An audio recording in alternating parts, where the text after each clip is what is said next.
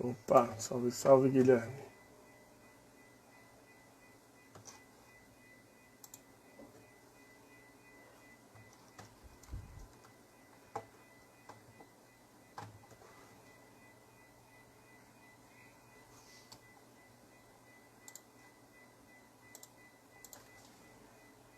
Deixa eu botar aqui o Thiago. Boa tarde, boa tarde.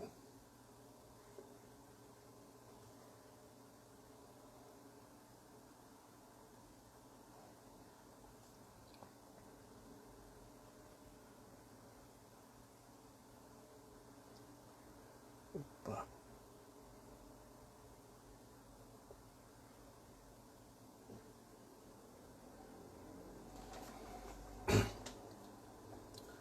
O som tá direitinho aí, gente? Como é que tá?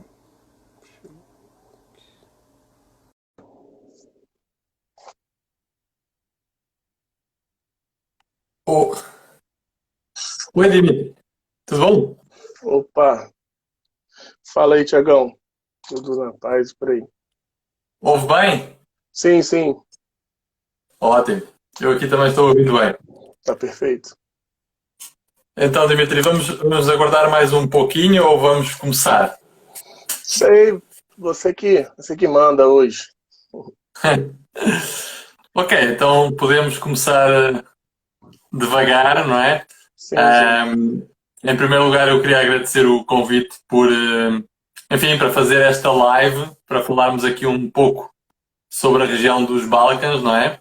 Ah, e talvez o ideal seja começar por o que é que nós fazemos e o que é a região. Então, Sim, sim. um, eu sou o Tiago, sou o responsável pela Into the Balkans e a Into the Balkans é uma agência de viagens que de incoming, portanto recebe pessoas aqui na região dos Balcãs e organizamos roteiros, tours, passeios guiados à medida ou em grupo, enfim, de um dia, de uma semana, de 15 dias, é realmente à medida do cliente. Portanto, o que nós fazemos é desenhar o roteiro, consoante os países e as cidades que as pessoas queiram ver, obviamente, e tentamos otimizar esse roteiro. Portanto, um, não gastar demasiados dias em algumas cidades. Por exemplo, muitas vezes as pessoas querem ir a Dubrovnik, na Croácia, e falam, eu vou ficar 3 dias em Dubrovnik. Não há necessidade. Então, um dia é suficiente, um dia e meio no máximo. Então, a gente otimiza a viagem, não só em termos de tempo em cada local, mas também o que ver menos conhecido, não é? Pegando outra vez no exemplo da Croácia, as pessoas têm na cabeça Dubrovnik e Split, por exemplo. Mas entre Dubrovnik e Split há vários locais que vale a pena parar e ver, até ficar uma noite. E muitas vezes as pessoas não sabem disto. E mesmo nos roteiros mais tradicionais não aparecem, porque o objetivo é sempre ver muita coisa em pouco tempo, não é? É, Então, muitas vezes tem um vilarejo, não sei, um monumento, um mosteiro, um castelo, que aí às vezes é só parar uma hora, duas, três, e vale muito a pena. Então, nós otimizamos também por aí. Pronto. Então, esses são os nossos serviços. Agora, quando falamos nos países dos Balcãs, que países são esses? A maior parte das pessoas não conhece, é normal. Portanto, nós estamos a falar de uma região não muito grande, uma região aqui na Europa, que fica imediatamente do lado da Itália. Portanto, é fácil situar. Quando nós olhamos para o mapa da Europa, toda a gente sabe identificar a Itália, não é? Tem aquela forma peculiar da bota. E logo à direita tem uma península grande. Essa península chama-se a Península dos Balcãs. Então é precisamente aí que nós estamos a falar. Talvez as pessoas saibam identificar a Grécia ou até a Turquia. isso. Portanto, fica da Grécia e da Turquia para cima, até à Áustria, fazendo fronteira, divisa com a Itália também. Portanto, estamos muito perto da Itália, estamos muito perto da Áustria e da Turquia também. Esses são os pontos de referência, ok? Uhum. E quais são esses países? Vou começar de norte para sul para não esquecer nenhum. Perfeito. É mais fácil assim. Então, é a Eslovénia, a Croácia, a Bósnia, a Sérvia, o Montenegro, a Macedónia, temos também a região do Kosovo e a Albânia. Portanto, são estes os países com os quais nós trabalhamos. São estes os países que nós conhecemos bem. E, portanto, organizamos todas estas viagens em português. Esta é uma grande mais-valia, não é? Porque as línguas aqui são muito complicadas. A maior parte das línguas aqui são da família do russo, então já pode ver a dificuldade que é comunicar nestas línguas. Embora muita gente fale inglês, mas nem toda a gente, também depende de cada cidade, de cada país. Às vezes falam mais, outras vezes falam menos.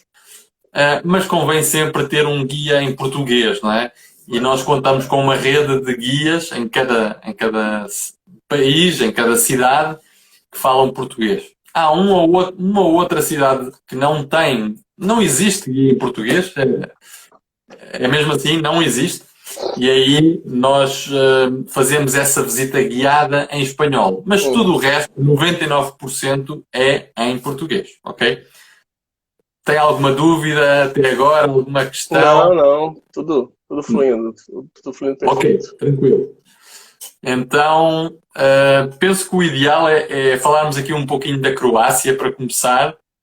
Depois podemos mudar para outro país, mas normalmente a Croácia é o país que mais chama a atenção, não é?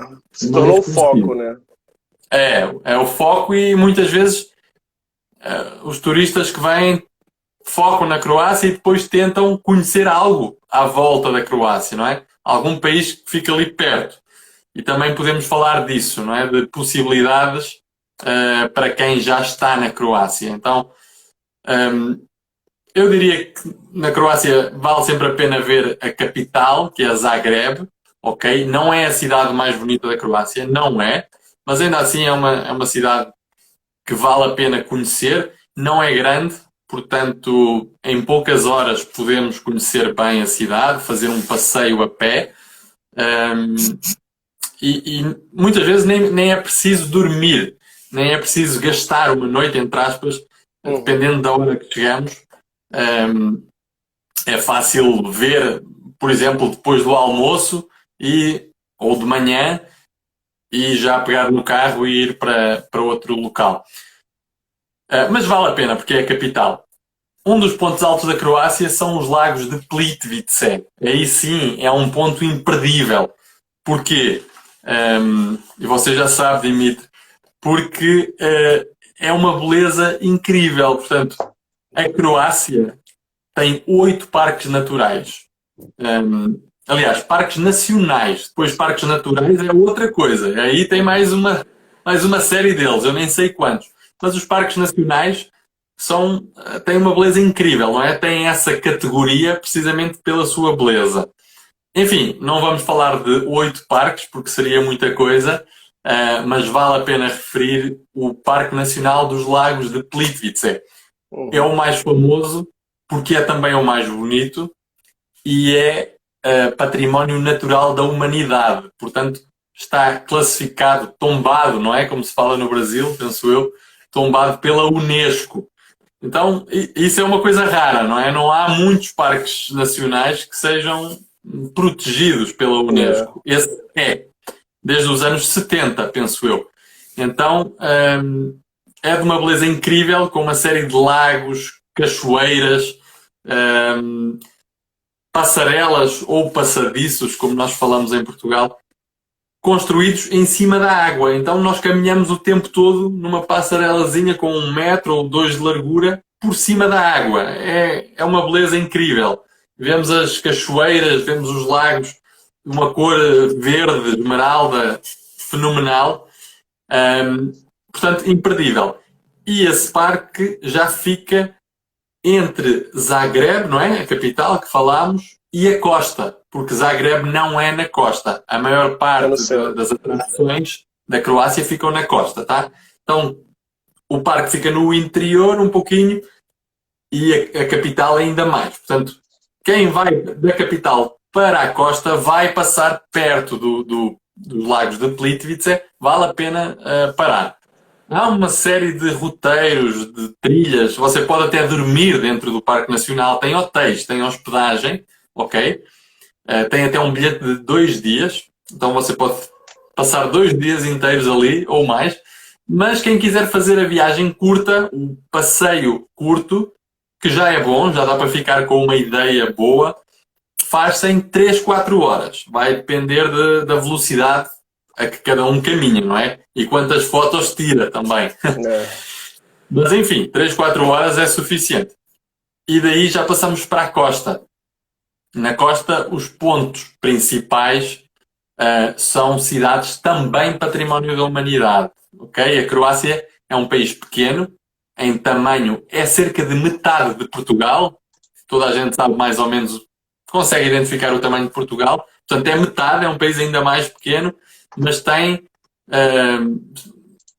5 ou 6 cidades património da humanidade, ou com monumentos património da humanidade. Okay? Enfim, as mais conhecidas são Split, Dubrovnik, também já falámos, e Trogir. Trogir é uma cidade pequenina que ocupa toda uma ilhazinha bem pequenina e fica muito perto de Split. Fica a uns 40 minutos de Split, de carro. É mais pequena, menos conhecida. Eu diria que vale muito a pena, talvez até mais do que Split. Isto pode chocar um pouco as pessoas porque Split é mais conhecido, não é? Mas não, Split é mais conhecido, mas também tem muito mais gente. Enfim, é uma cidade mais massificada de turistas. Sim, também. Com certeza. Então, esta Trogir é assim uma cidadezinha bem pequenina, bem engraçada, bem bonita, vale também muito a pena.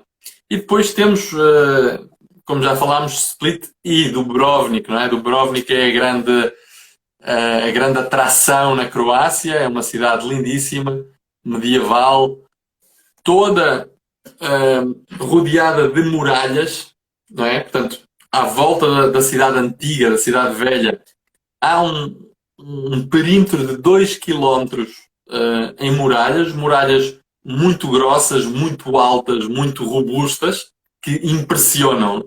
Nós, quando chegamos a Dubrovnik a primeira vez, realmente é impressionante aquela construção, não é? Aquela fortificação. É realmente algo único.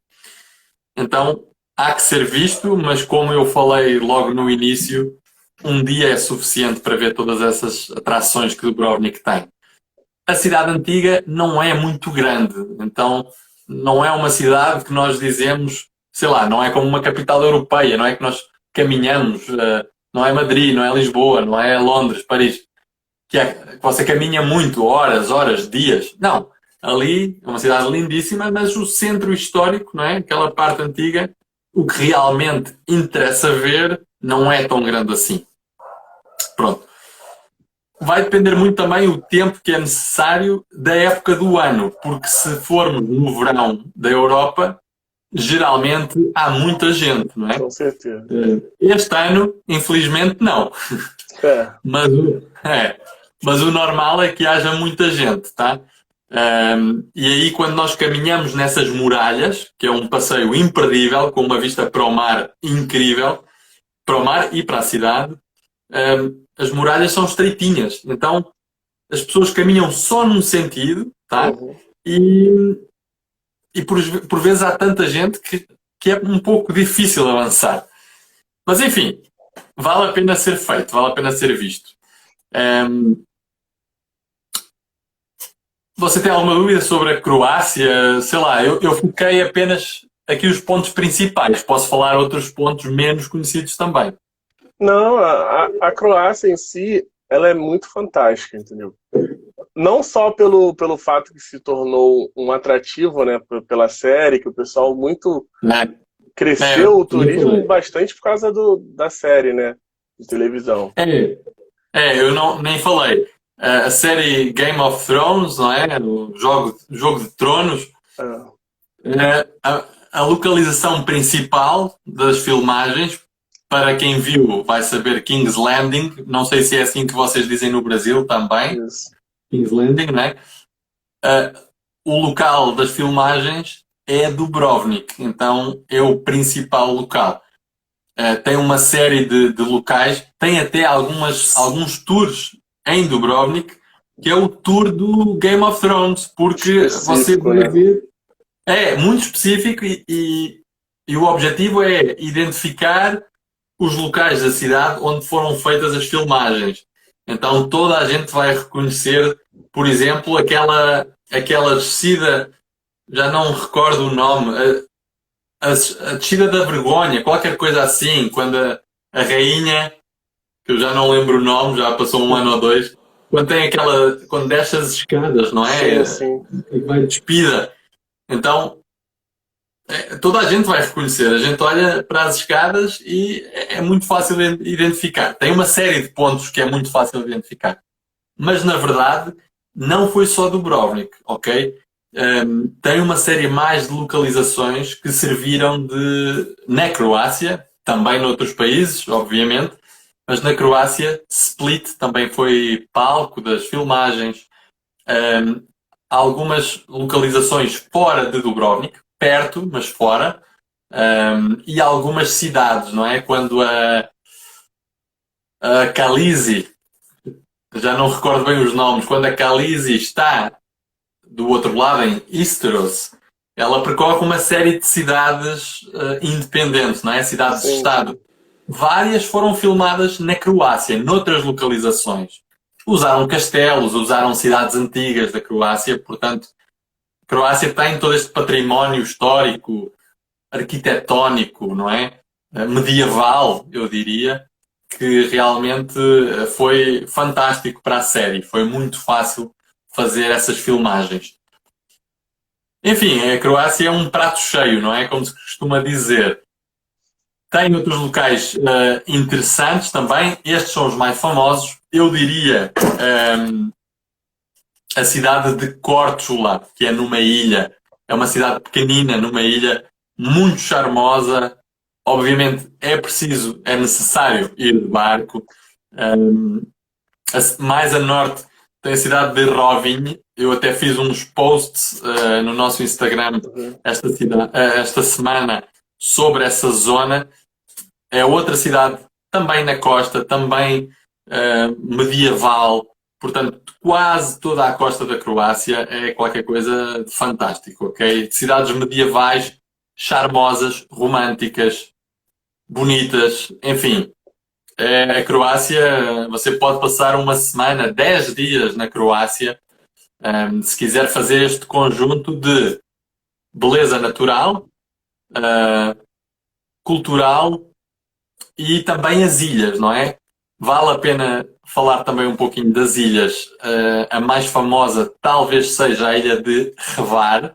É difícil pronunciar, mas é assim, Hvar. Tem uma cidadezinha histórica também, mais uma, e tem uma balada, não é? Tem umas festinhas de sunset no verão. Tem um ambiente muito tranquilo, muito relaxado. E depois dali as pessoas passam para outras ilhas durante o dia para irem fazer praia, não é? Dar uns banhos no mar Adriático. O Só Adriático é coisa de outro é mundo. fantástico. Coisa de outro mundo. É fantástico, é Maravilhoso. um mar lindíssimo, com todos os tons de azul, verde, enfim, todos os tons que você quiser, muito transparente. Então é curioso que em quase todas essas cidades, mesmo nos portos ou nas marinas, tem muitos iates, tem muitos barcos Uhum. de recreio, de passeio. Normalmente as marinas são locais um pouco sujos, porque tem o óleo dos barcos, Sim. tem o combustível, tudo isso. Mas mesmo nas marinas, você consegue sempre ver o fundo e peixes. Portanto, isso é a prova que realmente é um local bem limpo, não é? O mar é muito transparente, muito translúcido. É fantástico. E quente, não é? Que é talvez para vocês no Brasil, talvez isso não seja tão importante, mas para nós em Portugal temos um mar, É, um gelado. oceano Atlântico gelado, muito frio, mesmo no verão.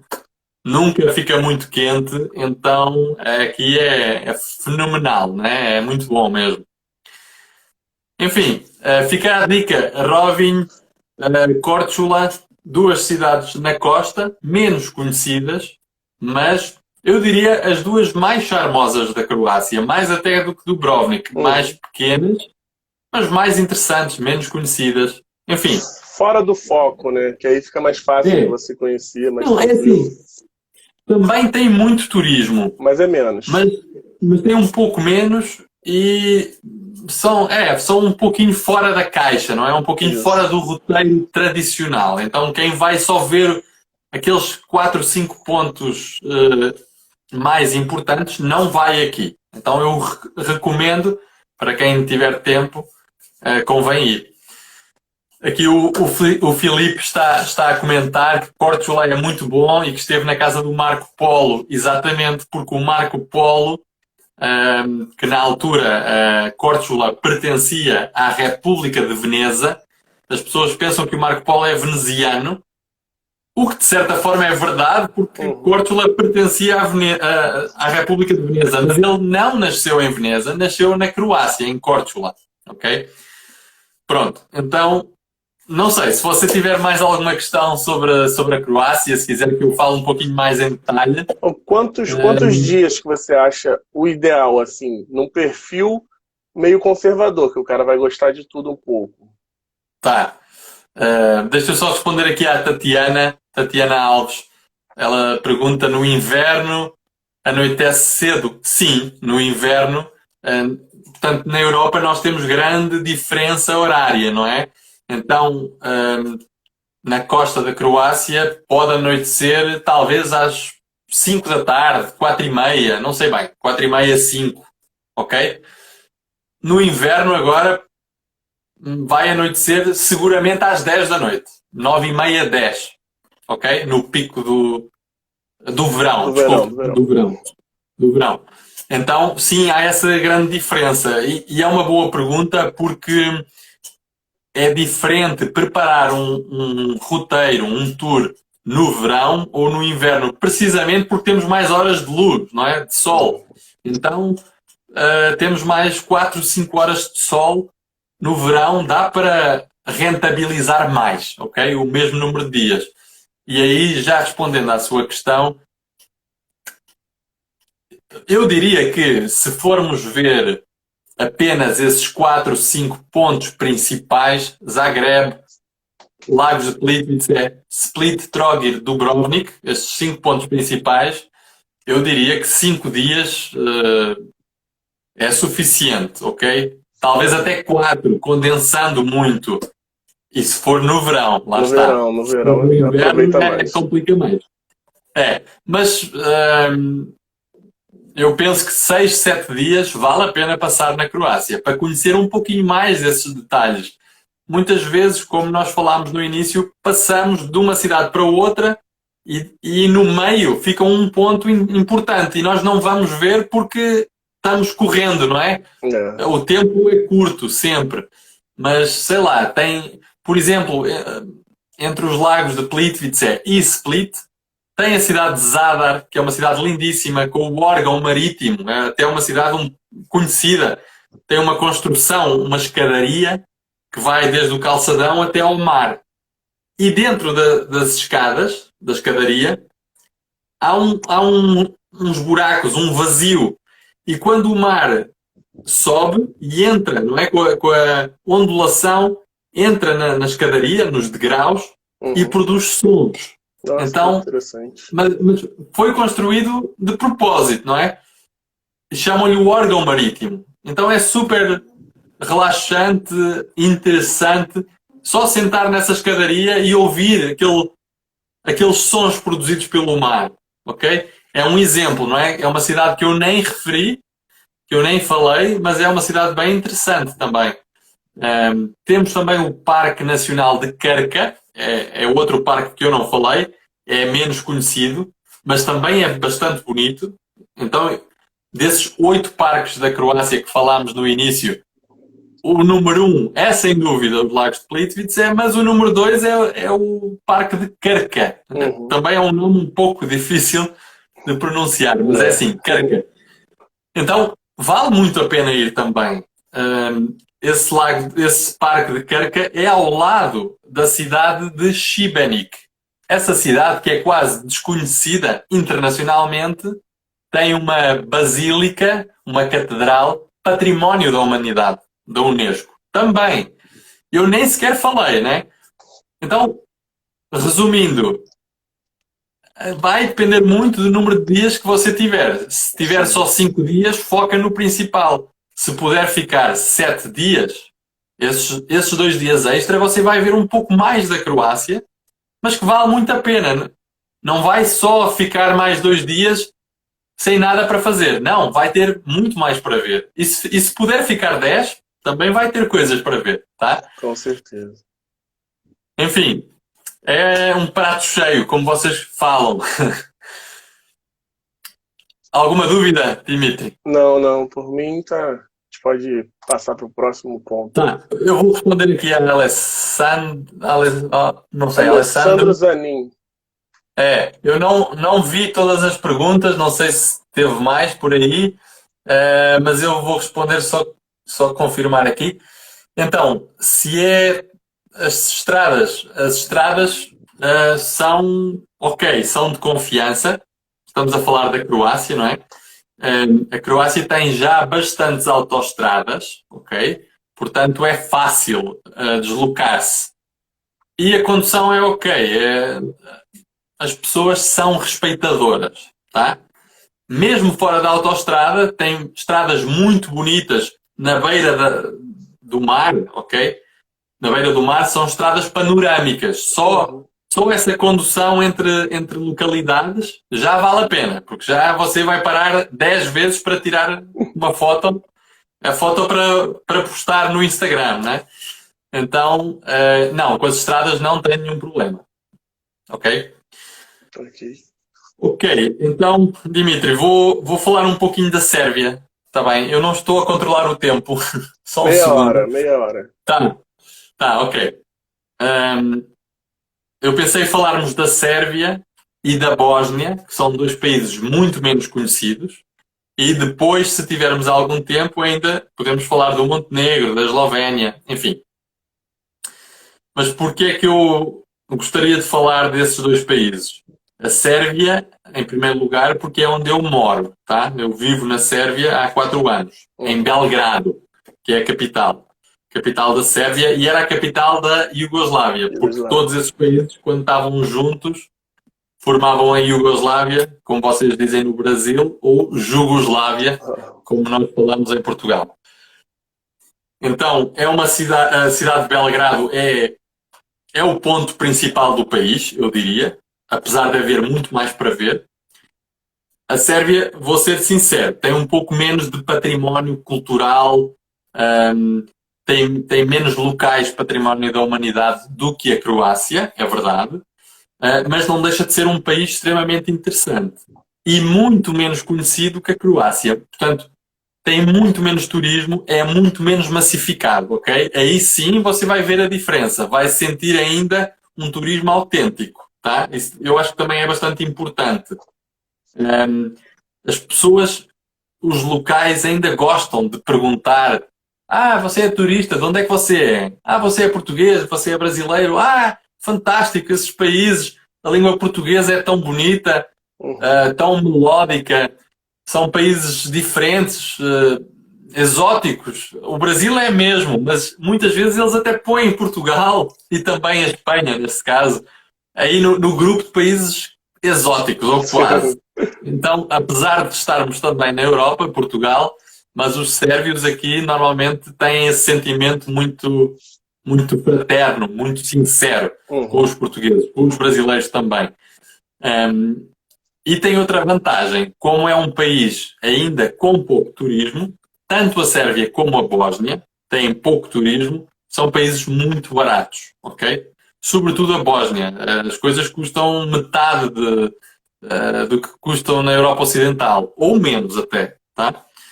Pronto, então também tem essa vantagem, sobretudo para quem tem um orçamento um pouquinho mais restrito, não é?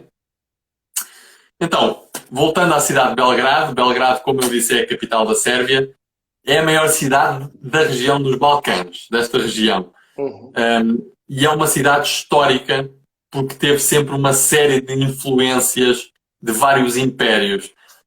A região dos Balcãs, é impossível falar da região dos Balcãs sem falarmos de história. Não é preciso falar muito, porque aí vai ser um pouco seca, um saco no Brasil, e não queremos que as pessoas vão embora, mas convém referir que em toda esta região, Croácia, Sérvia, Bósnia, enfim, toda esta península dos Balcãs, foi sempre, ao longo dos séculos, um local de confronto entre o Império Austro-Húngaro, portanto, a cultura europeia, católica, sempre europeia, não é? E o Império Otomano. O Império Otomano, no século XX, mudou o nome para Turquia. Portanto, o que nós conhecemos hoje como Turquia, portanto, é o país herdeiro do Império Otomano, ok? Portanto, já estamos a falar de um país com uma pequena porção de terra na Europa, mas sobretudo na Ásia, não é? E um país muçulmano.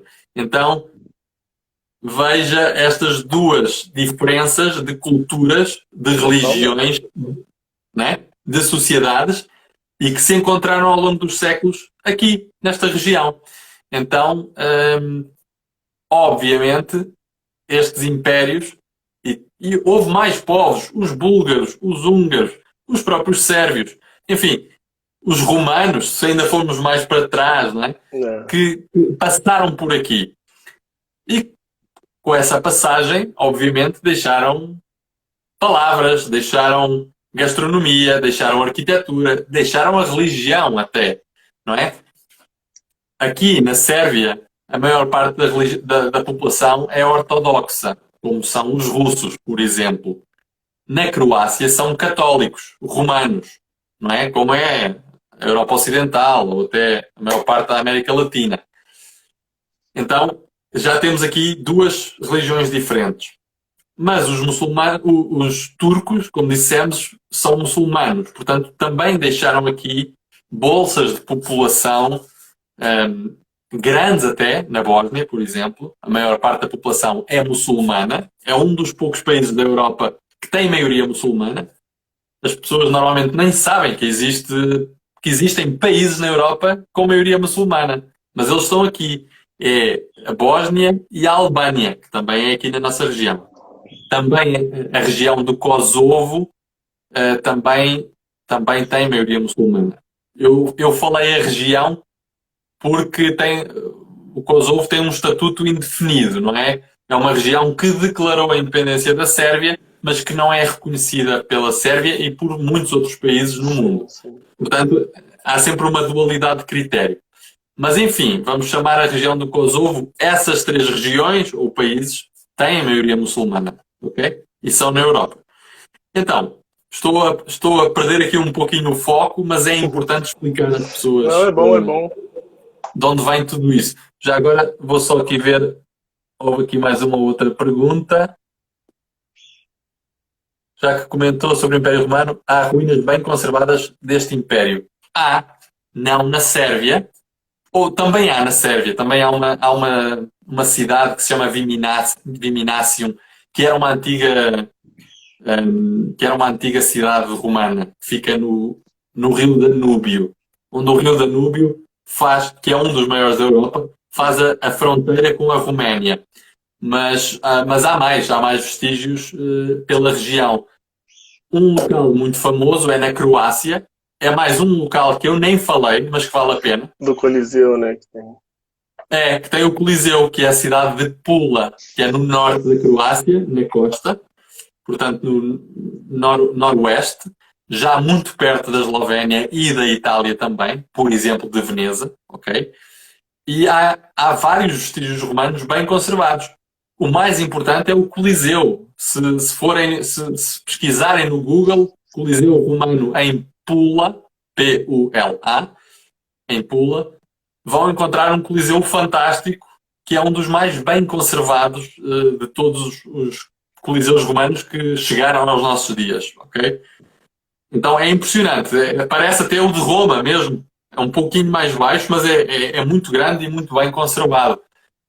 Ainda hoje é usado para concertos, para espetáculos de teatro, até para fizeram 2 jogos, 2 partidas de hóquei no gelo, que é algo fantástico, dentro do Coliseu.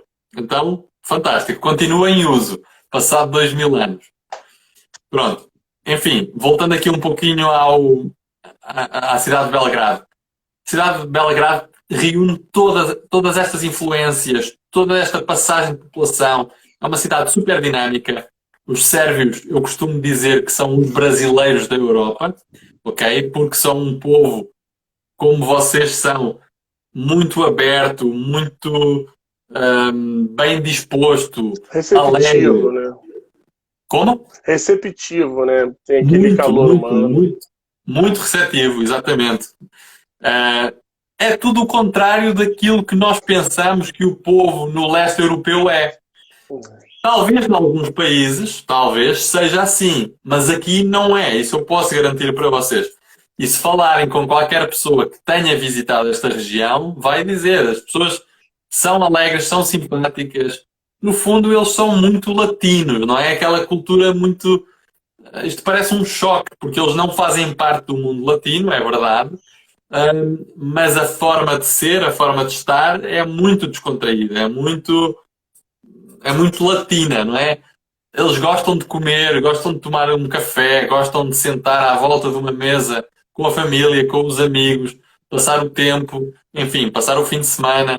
No verão faz muito calor, as noites são ótimas, são quentes, as ruas estão cheias de pessoas. Este ano é um pouquinho diferente, mas vamos esquecer esta particularidade, não é? Sim, sim. Pronto. Então, eu aconselho, se tiverem algum amigo ou algum familiar que já visitou esta região, perguntem como é, porque é sempre mais fácil de acreditar em alguém que nós conhecemos, não é? Alguém que já veio, já conheceu.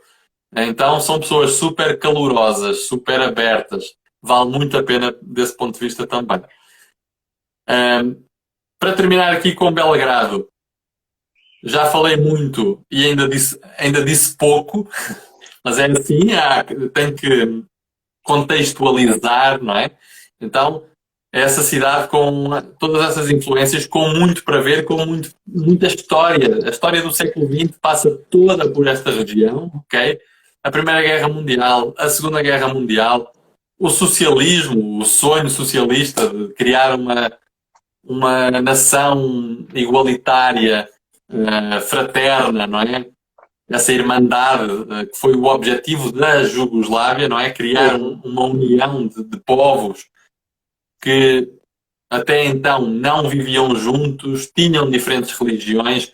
Então, o Marshal Tito, que é o líder da Jugoslávia, não é? No século XX, na segunda metade do século XX, quem gostar de história ou quem for um pouquinho mais, tiver mais idade, vai recordar este nome, com certeza. Então, é uma cidade muito interessante. E depois, nos anos 90, houve todos os eventos que nós sabemos. Enfim, o país colapsou e houve alguns problemas, algumas guerras, mas isso ficou tudo nos anos 90, ok? Vale a pena também dizer, porque é uma das dúvidas que normalmente surgem, é se os países são seguros, são extremamente seguros, ok? Todos esses problemas ficaram nos anos 90, não existe mais, são países super tranquilos. Qualquer pessoa pode caminhar na rua sozinho a qualquer hora, mesmo que seja uma senhora, em qualquer destes países, não vai acontecer nada.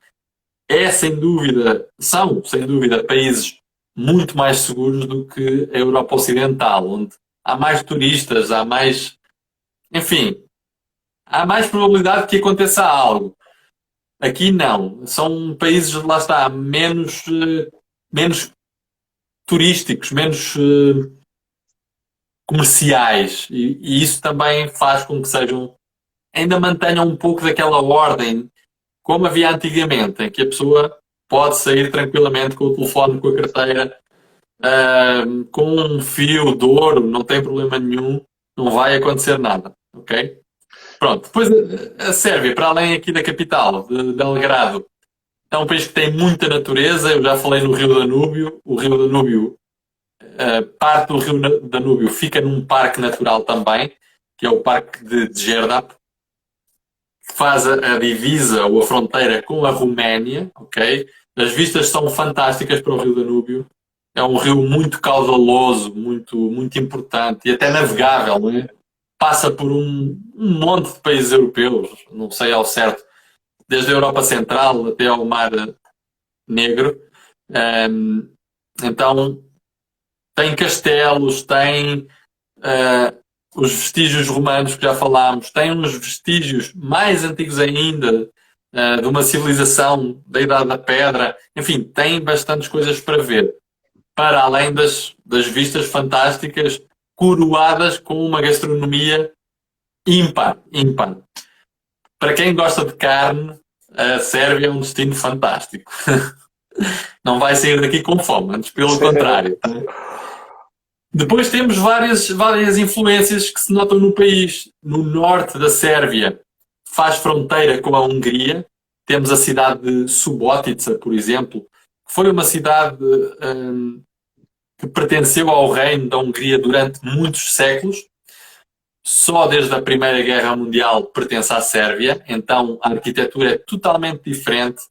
A arquitetura Art Nouveau, para quem já foi a Budapeste, Praga, é fantástico, né? Maravilhoso.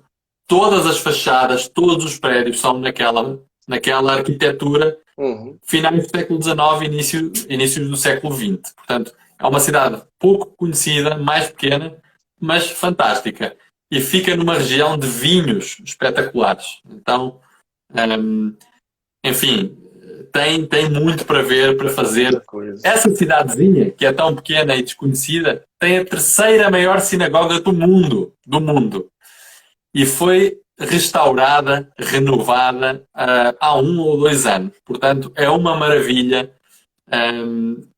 Enfim, tem património de sobra para fazermos um passeio de um dia a essa cidade. Depois temos outras cidades. Novi Sad é a segunda maior cidade da Sérvia. Também pertenceu à Hungria durante muitos séculos. Também tem essa tal influência da arquitetura Art Nouveau centro-europeia. Okay? Sim. Essa cidade de Subotica, que eu falei antes, tem a particularidade de ter muitos húngaros ainda hoje em dia. Portanto, há muita gente que tem religião católica, não é? O resto da Sérvia é mais ortodoxo. Mas no sudoeste da Sérvia também há uma cidadezinha que se chama Novi Pazar, que vale a pena visitar. Parece saída da Turquia. A maioria da população é muçulmana lá. Então, dentro do mesmo país, não é? Já temos as 3 religiões. Enfim, a Sérvia é um país pouco conhecido, mas com muito património histórico e natural. Tem muita natureza para ver. Lagos, rios, canhões, montanhas, parques nacionais. Enfim, é um prato cheio também. E não sei se tem alguma dúvida, Dimitri, algum comentário. Vou ver se alguém... Quantos dias você acha que é interessante? Olha, a Sérvia é também ingrato. É ingrato dizer um número de dias. Sim. Mas, mais uma vez, eu vou dar 2 opiniões, ok? Quem tem pouco tempo e quer focar no principal, eu diria 4 dias. 1 dia e meio ou 2 para visitar Belgrado, que tem muito para ver. Sobretudo quem gosta de história. Aqui vai ouvir falar de história do século XX e dos séculos para trás, o tempo todo. Vai ouvir falar da Croácia, da Jugoslávia, da Bósnia, da Albânia, da Turquia, da Áustria, o tempo todo, porque a história funde-se aqui. Vários períodos parece que se sobrepõem aqui, os vários países. Pronto. Mas eu diria que pelo menos 4 dias. 1 dia e meio, 2 dias para Belgrado, 1 dia para visitar Novi Sad e os mosteiros. Tem uma montanha perto de Novi Sad que tem 16 mosteiros ortodoxos ainda habitados por monges. E alguns deles são praticamente autónomos, ok? Então é quase como voltar para a Idade Média. Vale a pena visitar. E outro dia para o tal Parque de Djerdap, Parque Nacional, que fica nessa divisa entre a Sérvia e a Roménia, feita pelo Rio Danúbio. Ok? São vistas fenomenais. Então, pelo menos 4 dias. Quem tem um pouquinho mais, pode visitar mais a sul, há muito património natural. O que eu falei, rios, lagos, montanhas, enfim. Quem gostar de turismo de natureza, convém ficar mais dias, ok? Uma semana, por exemplo. Então eu vou acelerar aqui um bocadinho, só para falar da Bósnia rapidamente. Vou só responder aqui à questão da Tatiana. Na sua opinião, qual a melhor culinária local dos Balcãs? Deixa-te dizer o seguinte. A culinária aqui, os pratos principais são parecidos, ok? Portanto, há muitos pratos que são iguais em toda a região. Na Bósnia, na Croácia, na Sérvia, na Macedónia, no Montenegro, ok? Então, mas eu diria que na Bósnia, mesmo as pessoas locais, algumas dizem isso, que na Bósnia a cozinha tem outro sabor, tá? Não sei, tem uns segredos. A comida fica um pouquinho mais saborosa, mais gostosa na Bósnia. Então, talvez na Bósnia, mas é verdade que muitos pratos são iguais, tá? Só ver se há aqui mais algumas questões. O Filipe que comenta que Belgrado tem excelente arte urbana, exato. O pessoal mais jovem que gosta de arte urbana, grafites, Belgrado é uma das capitais da Europa, eu diria, de toda a Europa, sobretudo do leste europeu, de arte urbana, ok? Tornou-se um local obrigatório de visitar para quem segue esse tipo de arte ou de turismo. Enfim, mais alguns comentários. Ok, então vou passar aqui para a Bósnia. Dimitri, se eu demorar muito, você interrompe-me. Temos 13 minutos. Tá, então eu vou aqui para a Bósnia. A Bósnia é talvez o país mais interessante, mais desafiante de toda a região. Eu sei que isto choca um pouco as pessoas porque não estão habituadas a ouvir uma opinião positiva sobre a Bósnia. Não é? Normalmente a Bósnia, as pessoas ficam com algum preconceito. É um país que não deve ter muito para ver, é um país que deve estar até destruído, é um país perigoso, porque teve uma guerra nos anos 90, é verdade. Mas essa guerra terminou em 1995, ok? Já foi há 25 anos. Então, está pacificado. Você, como turista, não vai ver praticamente nada que remeta para esse período, ok? É verdade que ainda há uma ou outra casa destruída, mas, enfim, está praticamente tudo reconstruído. Para nós que moramos aqui e sabemos a história, enfim, a gente percepciona de outra forma, mas um turista que não esteja informado nem vai perceber que houve uma guerra lá nos anos 90, ok? Portanto, praticamente totalmente reconstruído, totalmente seguro, totalmente. Aqui eu boto as mãos no fogo em como é um país totalmente seguro. As pessoas super calorosas, como falámos em relação à Sérvia, igual, ou ainda mais, são pessoas mesmo, são boas pessoas, querem saber de onde é que você ficam contentes de ter turistas, porque não há muito turismo, então é um país super virgem e tem muito para ver. A capital da Bósnia é Sarajevo, é uma cidade fenomenal, fenomenal. Chamam-lhe a Jerusalém da Europa, porque tem uma fusão de religiões que é incrível. Como eu falei antes, a Bósnia é um dos poucos países da Europa que tem maioria muçulmana, ok? A maioria da população é muçulmana. Mas tem também muitos ortodoxos, são os sérvios, normalmente, sérvios que vivem na Bósnia, e tem muitos católicos, que são croatas que também vivem na Bósnia. Então tem esta fusão entre as três religiões e é um local, a cidade de Sarajevo é verdadeiramente onde o Ocidente se encontra com o Oriente Médio, ok? Então, a cidade de Sarajevo pertenceu ao Império Otomano, ou Turco, como já falámos, durante 4 ou 5 séculos. Então tem um antigo bazar turco, tem uma infinidade de mesquitas, não é? A mesquita, para quem não sabe, no fundo é a igreja dos muçulmanos, que tem um minarete, não é? Aquela torrezinha assim arredondada, alta, muito típica. Então, estar em Sarajevo é praticamente fazer uma viagem à Turquia, ao Oriente Médio.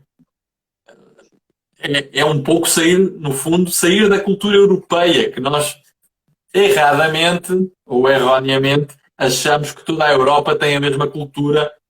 Não é assim, ok? Embora seja uma cidade também já bastante ocidentalizada, mantém estes traços do passado.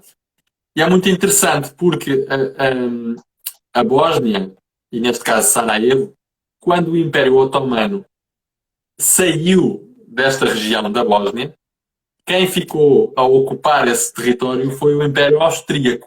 Portanto, passou de mãos turcas para austríacas. Como já falámos, duas culturas totalmente diferentes, não é? Duas religiões totalmente diferentes. Então, os austríacos construíram novos prédios. Arte Nouveau, como nós falámos. Então, há uma rua em Sarajevo em que você passa do bazar turco e das mesquitas, com os minaretes, que são as tais torres, sempre presentes nas mesquitas, e na mesma rua você caminha e você entra no bairro austríaco, com igrejas católicas, com as fachadas Arte Nouveau, com igrejas ortodoxas, com sinagogas também. Até à Segunda Guerra Mundial havia uma grande população judia nesta região, na Sérvia e na Bósnia, sobretudo. Não só, mas sobretudo. Então é uma fusão. Só numa rua você tem 4 tipos de igrejas diferentes, de religiões diferentes. Enfim, é uma cidade que só visto, é uma cidade pouco conhecida, mas que eu recomendo, quem puder ir, ponha a Bósnia, ponha Sarajevo no seu roteiro, não se vai arrepender. Apesar de ser muito pouco conhecido, mas é inqualificável, ok? Fora que tem toda aquela questão histórica da Primeira Guerra, né, também. Exatamente, que eu nem falei. A Primeira Guerra Mundial acontece, digamos assim, por causa de Sarajevo. Né? Estopim. Exato. O gatilho da Primeira Guerra Mundial é o assassinato do herdeiro ao trono do Império Austro-Húngaro, não é? Que era um império enorme na Europa Central. E ele foi a Sarajevo, como eu falei, Sarajevo pertencia, né, na época ao Império Austro-Húngaro, e ele foi assassinado. E por causa disso, o Império Austro-Húngaro invadiu a Sérvia, ok? Porque supostamente foi assassinado por nacionalistas sérvios ou eslavos. Portanto, esta região é uma região eslava. E por causa disso foi declarada a guerra à Sérvia. Enfim, não vale a pena entrar nos pormenores, mas foi o gatilho exatamente. Foi o gatilho. Daí começou a Primeira Guerra Mundial. A Segunda Guerra Mundial também passa muito aqui pela região e depois temos, já falámos, nos anos 90, essa guerra dos Balcãs, da Jugoslávia. Por essa razão, costuma-se dizer que em Sarajevo começa e termina o século XX. Porque os eventos mais importantes do século, bom, não são todos, mas alguns dos mais importantes acontecem em Sarajevo, acontecem na Bósnia, ok? Então, é sempre bom lembrar que Sarajevo e Belgrado, na Sérvia, são cidades históricas, como é, por exemplo, Berlim, na Alemanha.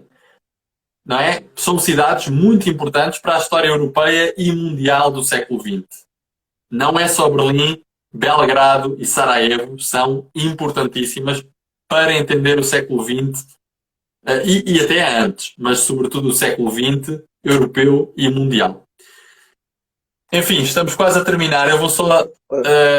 Eu tenho pena que deixei pouco tempo para a Bósnia, porque a Bósnia, como Não, eu mas disse. depois a gente marca uma segunda Marca outra vez. para poder Mas continuar como o eu nosso disse, bate-papo. a Bósnia é talvez o país mais interessante e mais desafiante da região e talvez da Europa. Eu arriscaria dizer, e talvez da Europa.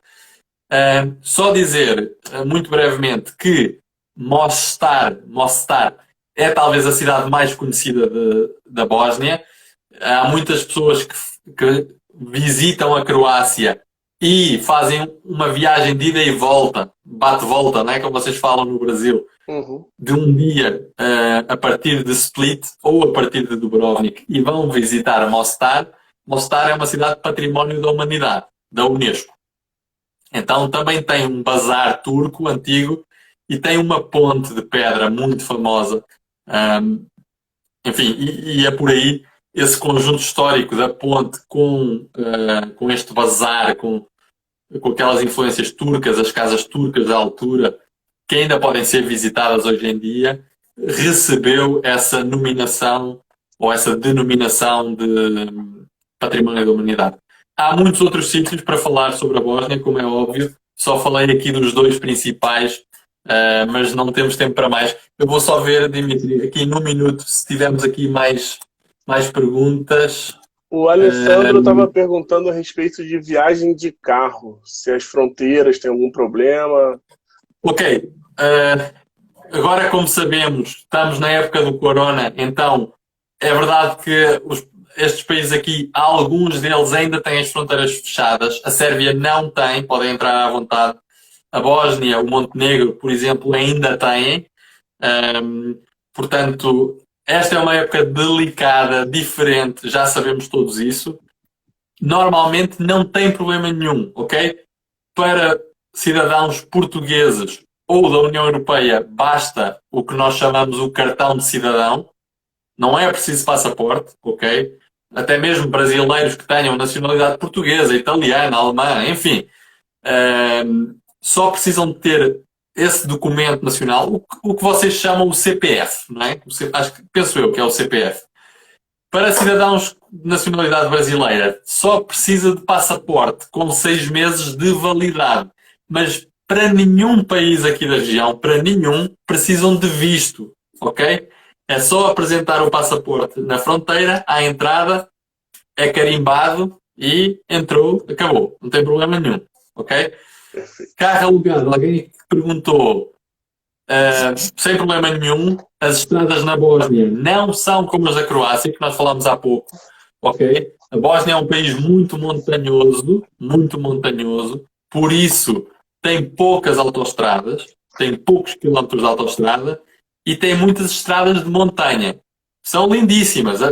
Todas as viagens na Bósnia, a própria viagem de carro já é um tour.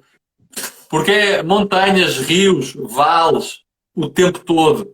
Pequenas cidades, pequenos vilareiros, com a sua igreja católica, ortodoxa, com a sua mesquita. Enfim, tem muitos locais para parar, tirar uma foto. Enfim, muita natureza também. Um país muito montanhoso, muito verde, mas com estradas de montanha. Então, é bom ter algum cuidado para quem vai a conduzir ou a dirigir. Ok? Sobretudo no inverno. No inverno cai muita neve.